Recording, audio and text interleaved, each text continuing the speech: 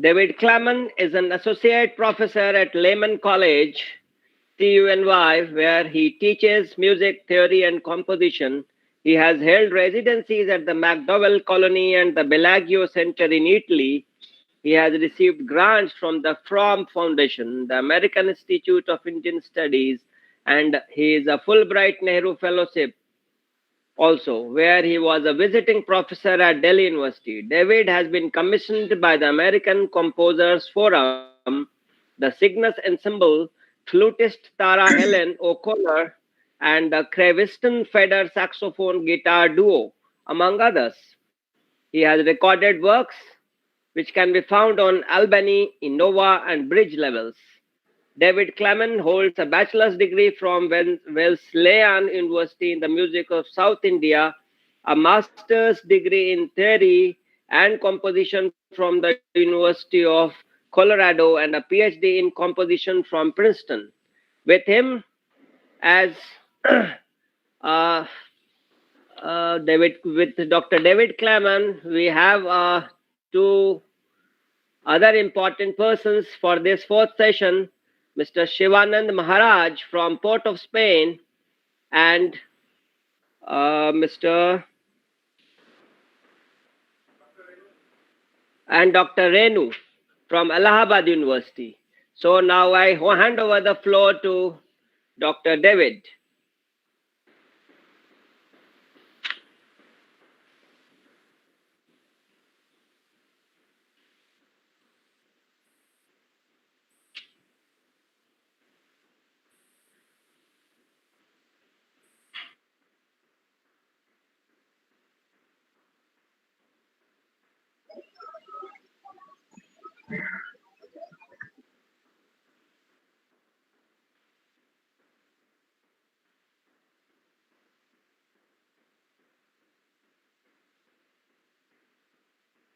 Another research क्या है? Okay. Are you all able to hear me? Yes, we are.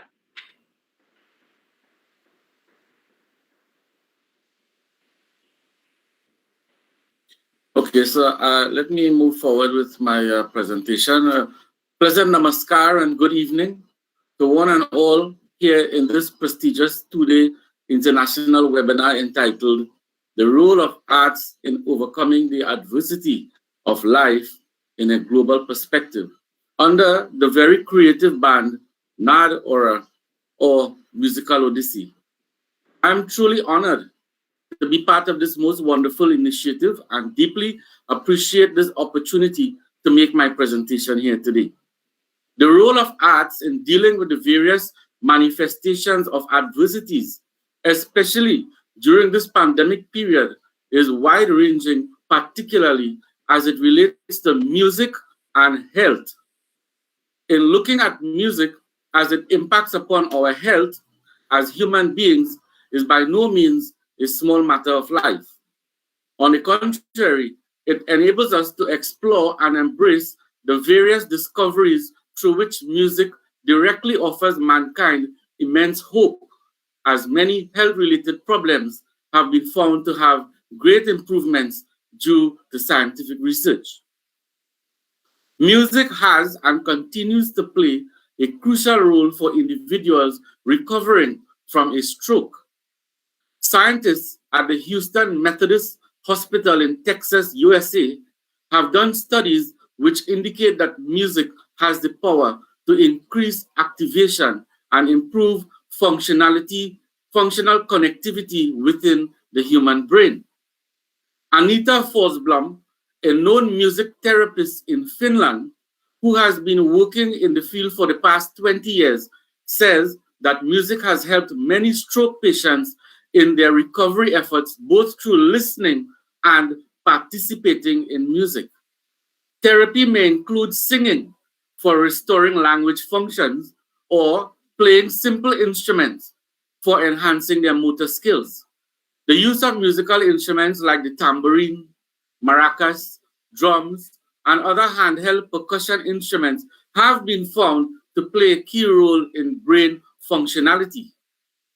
In a study done by the University of Helsinki in Finland, it was stated that just by listening to music helped stroke patients to achieve better memory function, more focused attention, less confusion, and better mood. Furthermore, listening to familiar music assisted stroke patients by increasing the blood flow in their brain, thereby helping them to restore the blood vessels and synaptic connections damaged by a stroke. Further to this, a study published from the Imperial College in London in 2009 suggested that stroke patients who listened to their favorite music were able to regain their ability to see from their impaired visual awareness due to its positive emotional effect. This problem of impaired vision is common amongst those who have already suffered a stroke, and music therapy offers hope towards recovery in this area. In Trinidad and Tobago, my country, an aspiring music teacher must have some qualification in music therapy in order to successfully gain employment within the teaching service. From a governmental level, the value of music therapy is highly considered as it has formed part of the general study of music for our young students. I now turn my attention to Alzheimer's disease, which is a progressive brain disorder that causes problems with memory, thinking, and behavior. Research has shown that music which is meaningful to us or our preferred styles of music aids in attention, reward, and motivation amongst those with Alzheimer's symptoms. According to the Journal of Prevention of Alzheimer's Disease, a study published by the University of Utah in the USA stated that music activates the many regions of our brain, including the salient, visual, executive, and cerebellar networks, which causes them to better communicate with each other. The study further talked about music being able to reach areas of the brain that is less damaged by Alzheimer's, areas which are known to trigger emotional memories as well as unconscious memories. The very theme of our conference today, being NaadAura, is highly relevant as it coincidentally relates to music sounds as a non-intravenous treatment for the approach of Alzheimer's patients. Sound, or naad, as we know it to be, are of various kinds. Sound vibrations manifest in each shruti, note, music phrase, and composition. Today, the use of sound stimulation is a promising area of medical research in terms of working towards decreasing the impact of Alzheimer's disease. Healthy circuits in the brain that are functional now require steady brain waves to connect to each other. These respond most easily to a sound frequency of 40 Hz, which is ideal for neurons in the brain to initiate the many functions of the body. A sound stimulation chair capable of generating this 40 Hz frequency is now available and may improve health among Alzheimer's patients, as well as reduce anxiety and depression symptoms. It is important to note here that the music mentioned for treating health disorders refers largely to Western classical music like Mozart and Beethoven, as well as Indian classical music or Shastriya Sangeet of various genres. Many studies have shown that listening to slow-paced melodies and rhythmic structures, as is present in Indian classical music, such as alaps and vilambit segments of the performance, had a very calming effect on individuals in terms of stress and anxiety.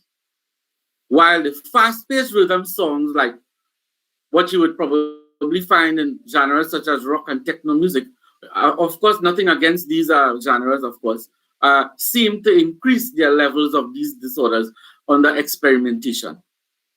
With specific reference to Indian classical music, an interesting study involving the effect of music on blood pressure, pulse rate, and respiratory rate of asymptomatic individuals was carried out and published in April of 2013 by a team of eminent researchers.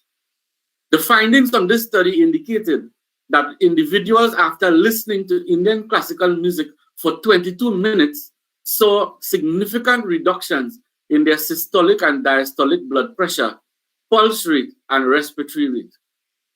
In another publication entitled Indian Classical Ragas to Cure Diseases, it was discussed here that specific ragas, according to their time of existence, may offer specific benefits to individuals with specific ailments.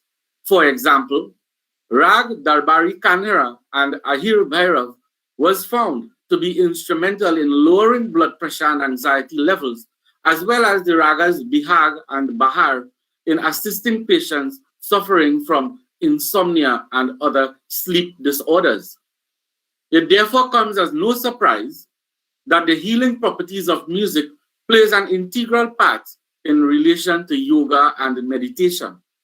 The chanting of mantras in various ragas, as well as soothing instrumental music to prepare oneself for meditation, cannot go unnoticed. In the case of my country, Trinidad and Tobago, this is further seen as music for healing concerts are held periodically by organizations like the Raj Yoga Society and the Datta Yoga Center, free of charge to the public. Often, the importance of proper breathing with proper rhythm techniques are explained and encouraged at these events. As I conclude, we can therefore see that the involvement of science as it relates to music and health indicates more and more positive expectations as outcomes for the future. The use of scientific research through the various studies and academic material outlined earlier has and continues to provide an abundance of hope and comfort towards health improvements through music. I thank you all once again for this opportunity, and I would like to say special appreciation and thanks to Tabla Professor Dr. Rishitosh G and his vibrant conference team for making this possible. Thank you all very much.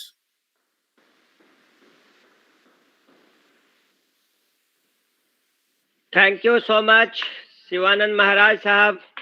You had a very wonderful explanation of everything on the subject music and health in a scientific perspective. And the data which you have presented, that will go a long way in understanding us how important music therapy is, from strokes to Alzheimer and from insomnia to anxiety and blood pressure, everything it can play a great role. So now I just request Dr. David Claman to take over the stage.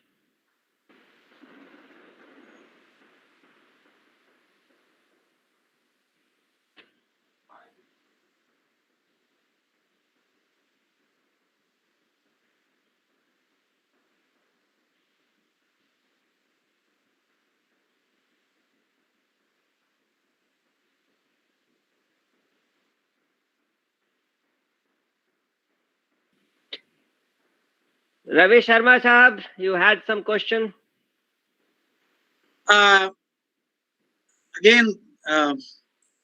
see, I think David has come. I think let him speak. Then at the end, I will ask Mr. Maharaj some one or two questions. That's all.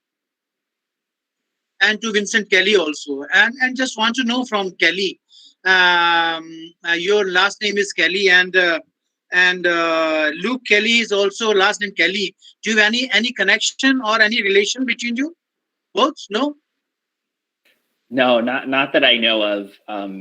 It is the spelling is different, but it is a very common surname in Ireland, and so that's where my name came from. So yeah, just more of a coincidence than anything. Oh, okay. I thought you're a son of Mr. Luke Kelley. I thought.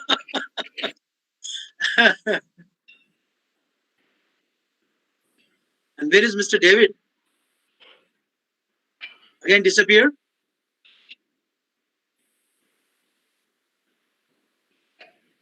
He has sent a message. 1 minute. Okay. Okay, then if Doctor. And just want, if we have 1 minute, then why not to ask? Here, Mr. David. Yeah, come.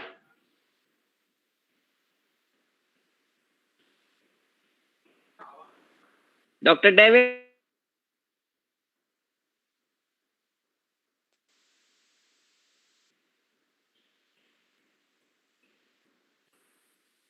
I have some research material that I would make available.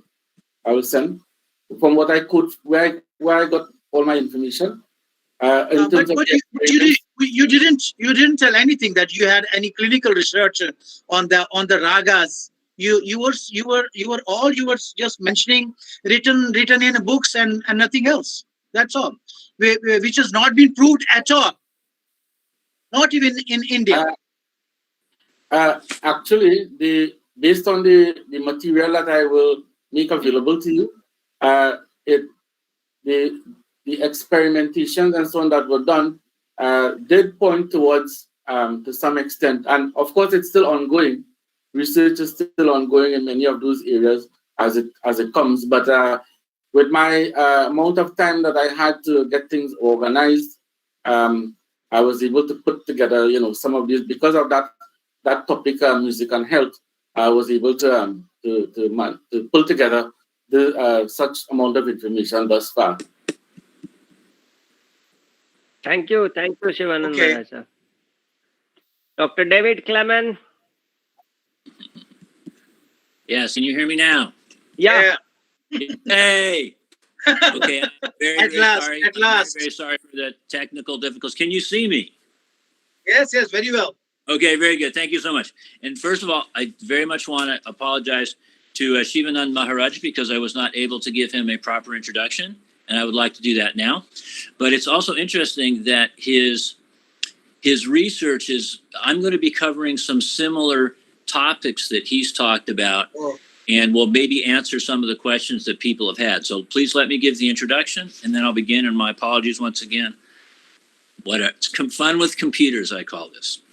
Okay, Shivannand Maharaj has been a music educator and entertainer in the field of Indian classical music for the past 25 years. He has taught Indian classical music and ethnomusicology at the Academy for the Performing Arts at the University of Trinidad and Tobago since 2014 as a senior instructor, and is currently a music lecturer at the Department of Creative and Festival Arts. The University of the West Indies, UWI at St. Augustine. He is also the director of the Indian Classical Ensemble at UWI. Can everybody still hear me? I'm just checking. Can you still hear me? Loud and clear. I'm nervous now. Okay. Shivannand is the recipient of the prestigious National Award of Trinidad and Tobago, known as the Hummingbird Gold Medal, in August 2013 for music education. He plays and teaches several instruments, including the violin, tabla, harmonium, steel pan, and sarangi. He has written largely on topics surrounding the Indian classical music and its development in the Caribbean. In 1994, he submitted his Caribbean Studies thesis at the University of West Indies entitled, quote, The Development of Indian Classical Music in Trinidad and Tobago in the 20th Century, end quote, for which he got a special award from the Indian government for his research. Shivannand Maharaj currently lectures at the University of West Indies in world music and Indian classical music. He has given many lecture demonstrations in this field at our local universities, as well as at the University of New Delhi, Baroda, and Punjab in India. He is currently completing his PhD studies in the area of music and robotics. Now that would be interesting to learn about, but maybe not today. He places great importance on the use of technology towards enhancing the study of Shastriya Sangeet. So thank you very much for a really excellent presentation, Mr. Shivannand Maharaj. And Thank you. I'm hoping my presentation will cover some similar ground, but from a different perspective. Okay. Now I need to do the share screen because so now I have to see if this is going to work. Present now your entire screen. Allow. And I'm going to bring up just a minute.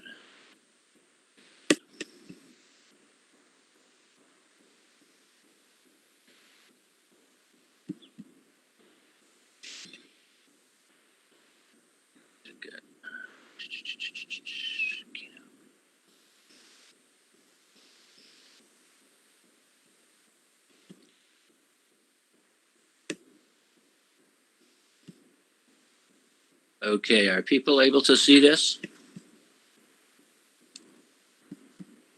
Yes. And you can hear me. I don't know how to do it so you can see this and hear me. Is there a way to do that? Does somebody know? We can hear you. You're speaking. Okay, good. You don't need to see my beautiful face, so that's okay. You already saw it. Okay. I'll give a little bit of an introduction first. First of all, I wanted to thank Dr. Rishitosh and for organizing this webinar and all the other speakers who've come and presented interesting work. And I wanted to give a little bit of a personal note here is that I met Dr. Rishitosh at Delhi University in, I guess it was 2018. And I didn't know anybody there.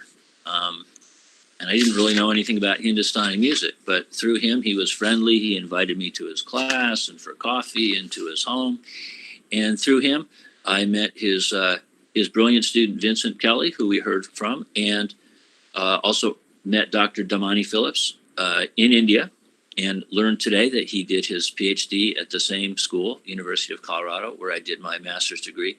And so the larger point I'm making is that this webinar in itself is bringing people together, not only people that I knew, but other people that I'm meeting today.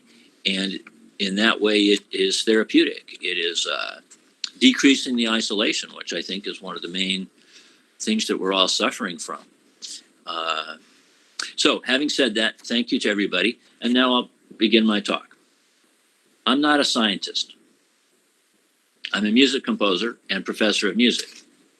However, I'm the son of a prominent scientist who is also a musician and a great lover of music.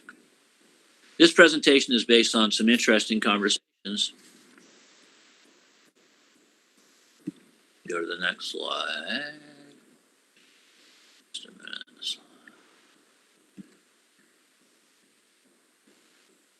I'm going to do it like this. This presentation is based on some interesting conversations I had with my father about music and health a few years ago. He passed away in Denver, Colorado in 2016, and I would like to dedicate this talk to his memory. First, I would like to tell you a little bit about him and his interest in music and health. My father, Henry Claman, was born in New York City in 1930. In terms of the arts, New York City is perhaps similar to New Delhi, Mumbai, Kolkata, or Chennai. It is without a doubt the American city most filled with music, classical, popular, and international. There are countless concerts, dozens of museums, thousands of artists, dancers, and writers, as well as colleges and universities where the arts are studied and practiced. Growing up in New York, he heard all the great classical musicians of that era, the people who are now legends. He studied piano and singing from the age of 5 and continued with these activities throughout his life. He decided to go to medical school and planned to become a general family doctor. While serving as an army doctor from 1959 to 61, he was ordered by the hospital commander to set up an allergy clinic. Having no experience in this area, he tried to refuse, but an order is an order, and he had to do it. He found the work fascinating and then applied for a 2-year fellowship to study with a prominent immunologist in Denver, Colorado, at the foot of the beautiful Rocky Mountains in the western United States. My family, my mother, sister, and I moved there in 1961. My dad liked Denver, we all did, and he decided to stay.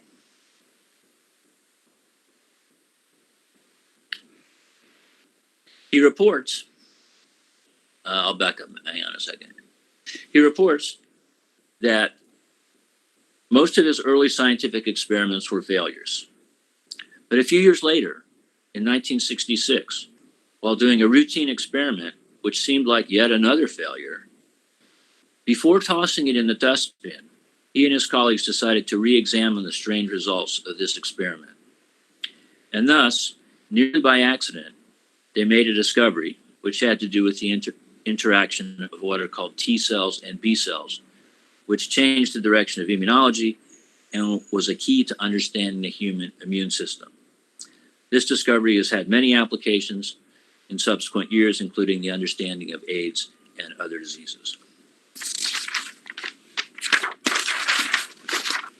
Despite having become a famous doctor with many national, internet, and international speaking engagements, he always kept time for music, playing the piano in the evenings when he came home from the hospital, singing in concerts, and always attending concerts of Western classical music. He wasn't very much interested in jazz or popular music.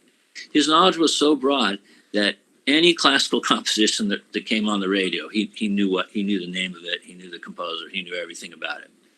But what about music and health? Later in his life, he became interested in bringing these parts of his life together: science, music, and health. Now, can everybody still hear me? Just checking. Yes. Okay, great. Thank you so much.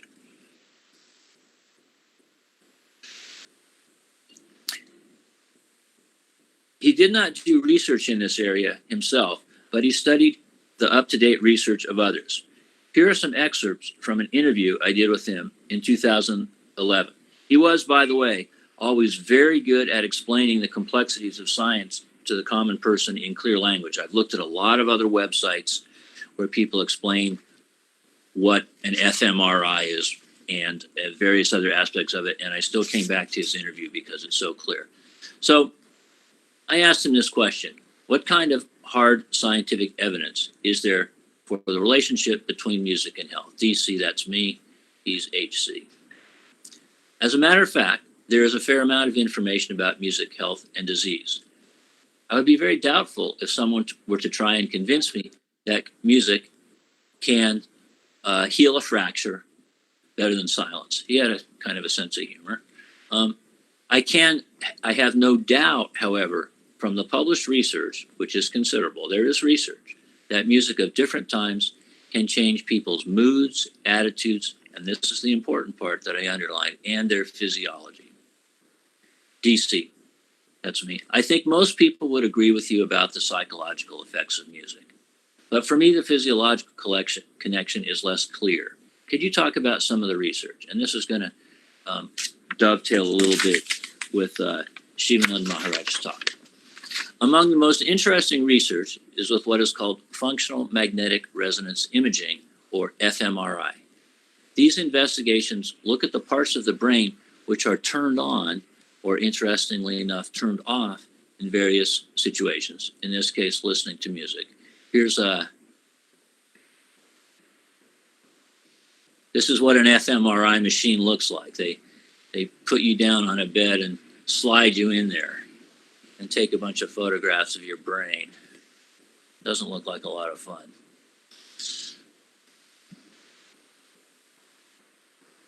Continued.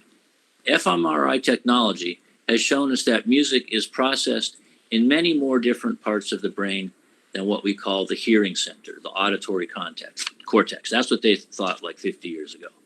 By playing different kinds of music, one can see how the different areas of the brain were turned on or are turned off. I'm going to try and find the right place in this web link. Just give me a minute. Okay, well, here's just a computer modeling of your brain, how your brain is reacting to hearing music.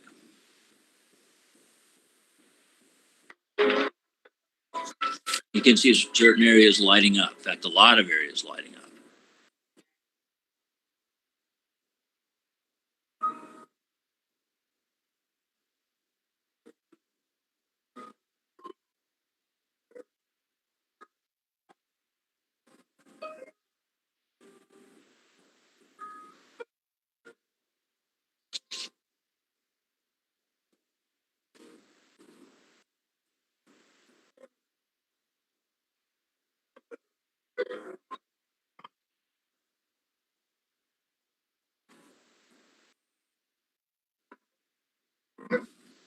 Okay, so that gives you the general idea.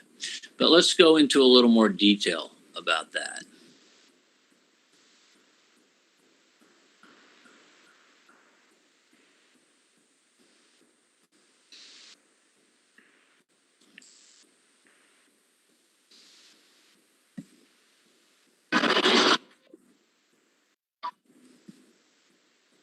Have to wait for a minute.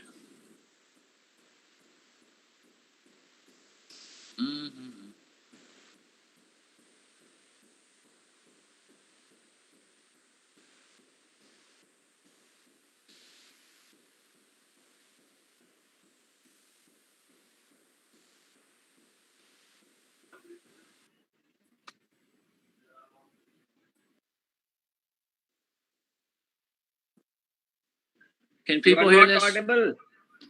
Are you able to hear it? Are you able? No, it's not audible. We can't hear the audio. Okay, well, you can just see it then. This picture of the brain on the right will give the main idea, and there's some graphics, so I think you'll still be able to understand what's going on.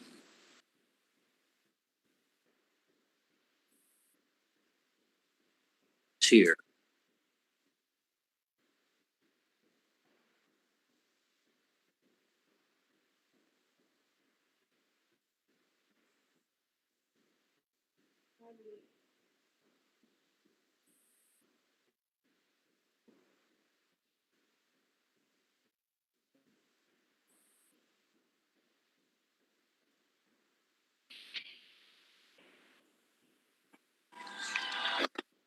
And then this next graphic is very interesting given the what people have said about improvisation. Have a look at this graphic, which shows how the brain is reacting differently to music is being improvised versus music that has been memorized. 10, right about here.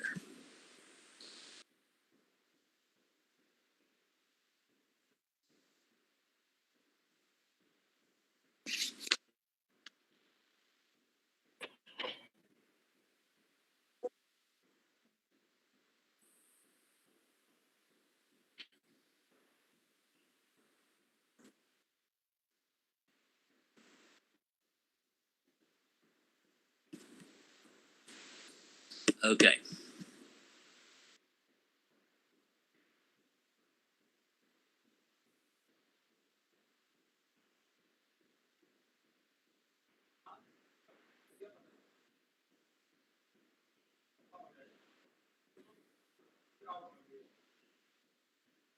Audible, Dr. David.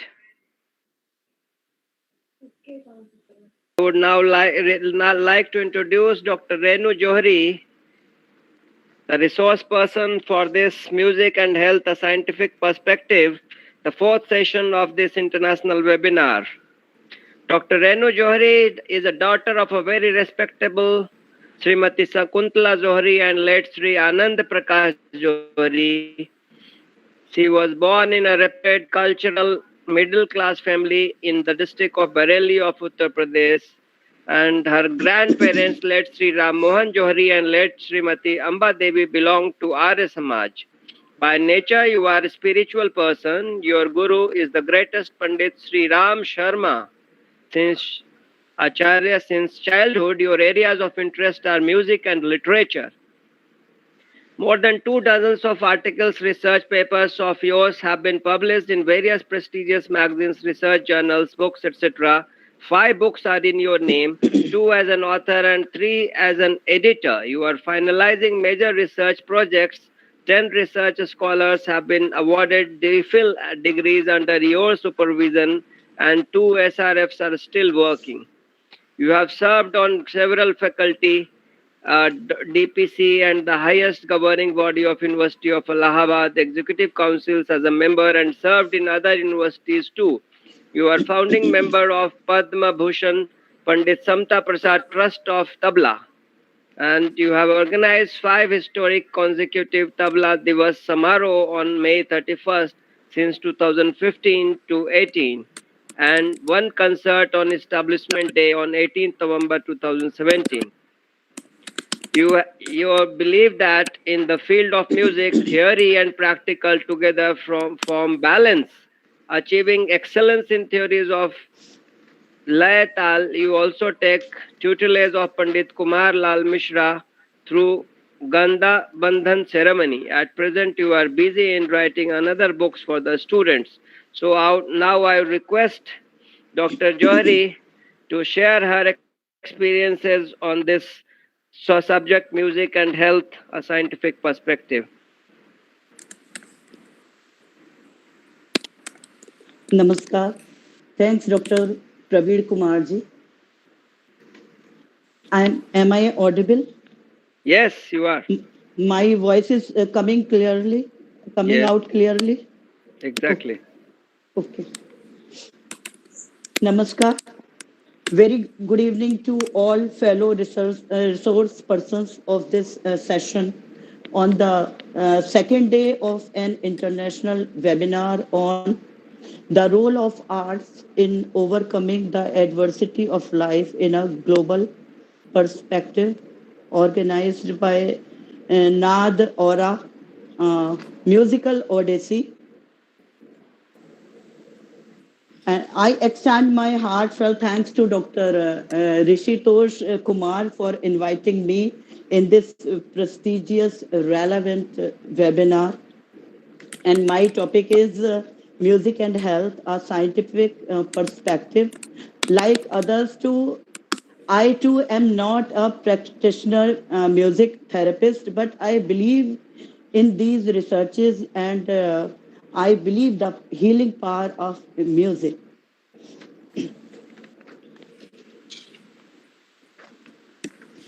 It is only the activity of the tongue, lips, palate, and tiny components of the vocal cord that produce voice, as we all experience in our routine conversation. However, the same voice needs to be stretched and varied rhythmically when used for singing. The force applied for the stretching and rising of voice also strengthens some organs, including the intestines, liver, stomach, heart, lungs, throat, and palate by inducing an extra flow of vital energy through them. The above exercise, especially in the practice of the classical ragas, also activates the flow of some kind of bio neuronal electricity from the navel center in the upward direction. This current oscillates between the navel and the Brahmarandharas and not only makes possible the generation of different swaras but also quivers the extrasensory energy centers, the Shat Chakras, Upattikas, and the three Granthis on its way. Thus, singing these ragas serves the dual purpose of inspiring inner emotions and of massaging the internal and subtle components of the body, which, if activated, could be used for awakening latent occult energy centers. The practice of classical vocal music is therefore also referred as a yoga exercise. There are three gatis, speeds, that are fundamental in classical singing. These are classified as Drut, Madhya, Vilambit. The Drut corresponds to singing at a rhythmic but a fast pace. The tongue, throat, chest, and heart are are subjected to good exercise in its practice. The Madhyam Gati, medium tempo, implies singing at one's natural frequency. This generates soft and slow vibrations in the neurons, nerves, arteries, and the heart. The Vilambit type lay or gati involves stretching of the swaras. Singing in this mode opens the windpipe and strengthens the vocal cord. Playing Musical instruments also involved rhythmic and synchronous movements of different components of the body, the head, neck, shoulders, chest, lungs, and stomach are most benefited by the practice of soft music on instruments. Practicing instruments like the flute and shehnai is equivalent to classical singing with respect to the positive effects of harmonized breathing and pranayam on the physical and mental health. The human body is described as made up of five basic elements. The theories of Ayurveda indicate that the tendencies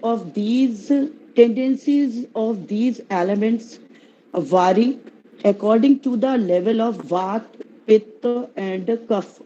The principles of Unani Greek medicine rely on controlling the diseased state of the body by balancing the vibration of three natural tendencies termed in their literature as Avi, Vadi, and Ravadi. The biochemical theories define 12 different salts, ionic compounds as fundamental in, in conducting the healthy functions of the basic components of the body. Homeopathy regards the level of some poisonous substances inside the body to be of basic importance. The Greek and Tibetan therapies, similar to the Ayurvedic methods of treatment, are based on systematic use of fresh herbs, minerals, and plants sprout from the ground. The methods of chromopathy, Surya Chikitsa, are derived from the consideration that haphazard variation and imbalance in the observance of the seven colors of the sunlight in the body are responsible for the occurrence of disorders in the healthy system and diseases. According to the Swarya Shastra, the seven subtle nadas immanent in the human body and mind govern all physical, biological, and mental activities. The use of music as a therapy is based on the principles of this Shastra. This method incorporates identification of appropriate compositions of the basic swaras whose practice through vocal or instrumental support would be most suitable for controlling a particular physiological or psychosomatic disorders. If the vocal and instrumental music being practiced or listened regularly is perfect in terms of the classical Shastric principles, then it can certainly be used as an effective mode of treatment and maintenance of total health. Systematic research in this regard since past few decades has shown a path-breaking direction to complementary medicine. Dr. Hers Ashley, an American expert of the music-based therapy, has worked hard to systematize the modes of its applications. He has successfully used the therapy for about 20 years to provide supporting supportive healing to patients of different diseases. He estimates that the number of patients of those diseases fully cured by this therapy is larger than that by allopathy alone. The music based mode of treatment is supposed to be the best for tackling the disorders of the nervous system. Dr. Johann Iskumilin has also conducted many experiments in the Göttingen city of Germany using music as a therapy. His conclusions imply that not only the humans but even the animals could also be relieved from many painful diseases by making proper use of musical treatments. So ample examples of the use of music as a therapy exist in the history of India and other countries too. The psychological impact of music has always been more prominent as compared to the physical or physiological. The use of special effect music to stimulate the valor of the soldiers during wartime has been in existence since the time of yore. The great battle of Mahabharat had begun with the sound of the Panchjanya Shankh of Lord Krishna. Historical descriptions show that instruments like bugles, drums, lyres, timbrels, cymbals, etc., used to be essential components of the army bands. Until the medieval centuries, the modern era took several steps ahead in this direction. The bands of the armies now consist of high tech instruments for a variety of sonic effects. These include the special musical effects that would trigger even the cowards and the scarce ones with an adventurous feel of do or die, or that could do just the opposite by creating hypnotizing effects of depression and dullness in the minds of the opponents. In all ages, all over the world, music has been used in one form or the other as an effective remedy for fear, tension, and mental weakness. The modern times have witnessed a new trend in psychological problems and their treatments. The sonic flow of music is now given significant importance in the treatment of psychological and psychiatric disorders. Most of the mental hospitals in the Western countries are well equipped with the facilities to play special musical tunes. The cranky or insane patients easily get emotionally absorbed in the flow of music. This helps reduce their mental excitation and offers soothing effects on their nervous system. Nature has gifted us a wonderful source of the power of sonic vibrations in the form of music. It is up to us how we, the intelligent beings, would like to activate and use the hidden supernormal helping powers of music. Thank you. Thank you so much, Dr. Renu Johri. You have enlightened us with lot of research papers by summing up everything, and ultimately we have understood that classical music and other types of music are how helpful they are in our nervous system disorders. And it is very important to learn from you that not for human being, even for animals it has been fruitful. So now again I come back to Dr. David Claman, and I believe he has not been able to complete his presentation. Dr. David, please go ahead.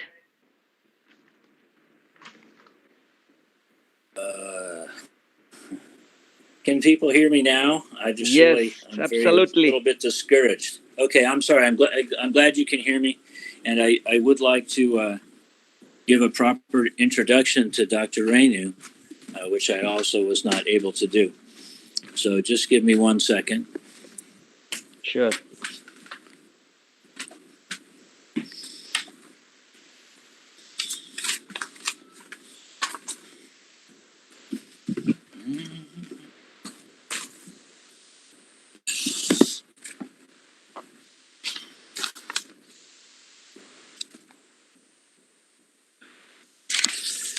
No?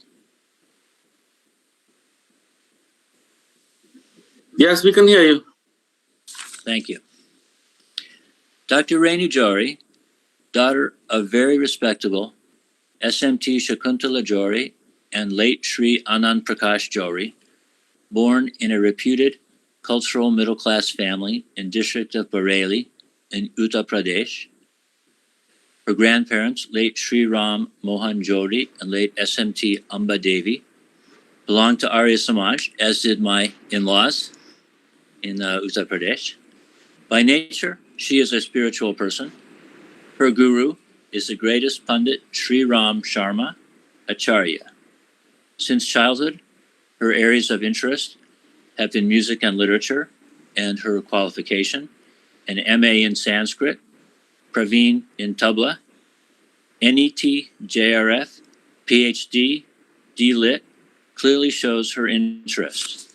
Teaching is her passion, and she has invested 19 solid years in the teaching profession. 5 years in SRSPG College, Bareilly, and since 9th February 2004, she has been delivering services as assistant professor, now in stage 3, in Tabla, in the Department of Music and Performing Arts, University of Allahabad, the 4th oldest university in India. She has now successfully completed 14 years of service in the University of Allahabad. More than 24 articles and research papers of hers have been published in various prestigious magazines, research journals, and books.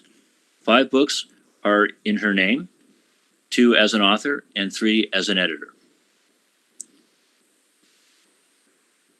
Oh, has she already been introduced? It says here Praveen Kumar, so I'm repeating myself.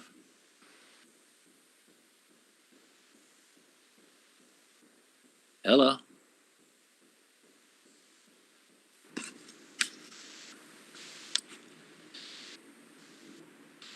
Ten research scholars have been awarded the D.Phil degree under her supervision, and 2 SRFs are still working. She has served BOS, faculty boards, DPC, and the highest governing body of the University of Allahabad Executive Council as a member, and served in other universities too. She is the founding member of Padma Bhushan Pandit Samta Prasad Trust of Tabla, and has organized 5 historic consecutive Tabla Diwas Samara on May 31st since 2014 to 2018, and 1 concert on Establishment Day on 18th of November 2017, May 29th and 30th, 2018. She organized the first International Padma Bhushan Pandit Samta Prasad Tabla Solo Playing Competition in 2 categories, and she is also interested in music theory and the practical and forming a balance between those. Achieving excellence in theories of Laya Tal, she also takes tutelage from Pandit Kumar Lal Mishra through Ganda Bandhan ceremony. At present, she is busy in writing another book for her students. Thank you very much, Professor Renu. It was a very interesting presentation and talk. Thank you very much, David Claman. Thanks.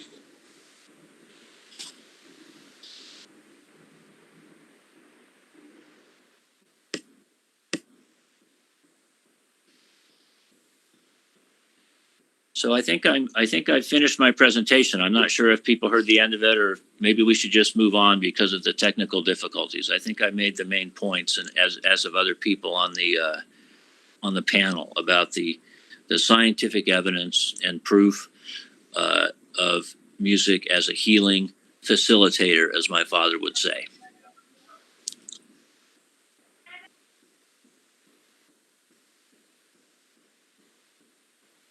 Should I put that up again? Okay, let me try. Maybe I didn't get to the end. Just a minute here. Keynote. I thought that was quite interesting with the improvisation.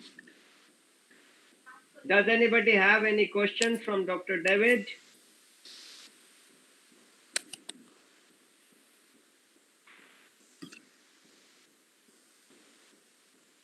Yeah, please let me know if you have questions.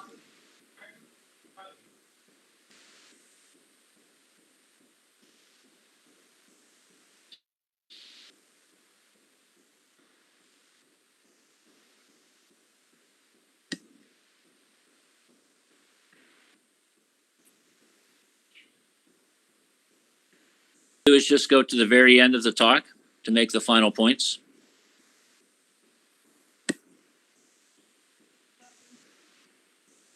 Sorry?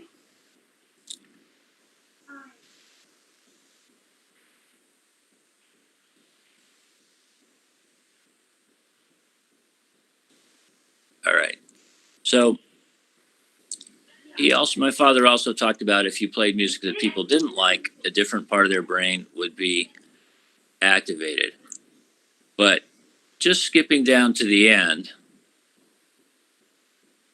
he's talking about when patients are in the ICU, which is the intensive care unit, and they have a tube down their throat. They can't tell you how they feel. They can't tell you, I like this music, it makes me feel better. But you can test their blood and various chemical levels, heart rate, blood pressure, etc. These things are all happening on a chemical and physiological level. And so my final question to him was, so music can be played in these situations and people are going to feel better? And his response was, measurably better. You can measure it. This isn't just that we feel good when we hear music. This is something you can prove scientifically. And so my final question was, would you say that music is speeding the healing process? He didn't exactly agree with that. He says it's facilitating healing. It's helping. And then he gave some websites that I can maybe I can put these in the links for people if they want to look more closely at these places. And there are other centers doing this kind of research, as we've heard from the other presenters too. There's a lot of work going on in this area, and obviously a lot more work to go on this area. So thank you very much, and again, apologies for the technical difficulties. I hope some of it was clear. And again, I want to thank everybody for listening to the presentation, and thank the organizers for organizing a wonderful webinar.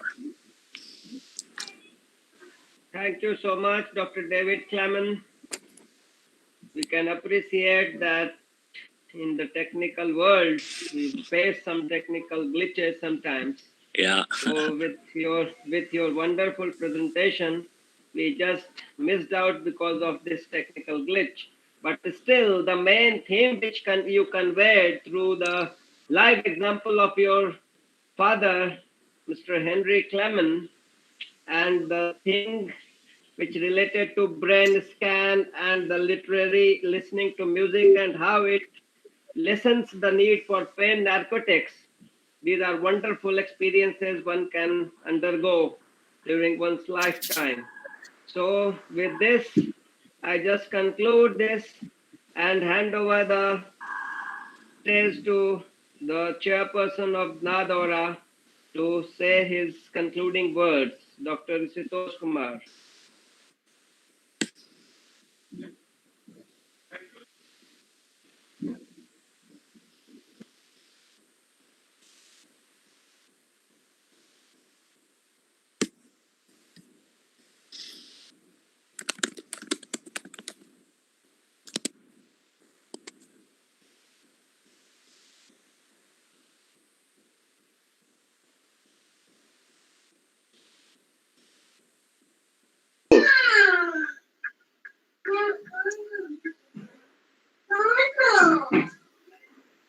Thank you so much, Mr. Praveen Kumar, for wonderful moderator.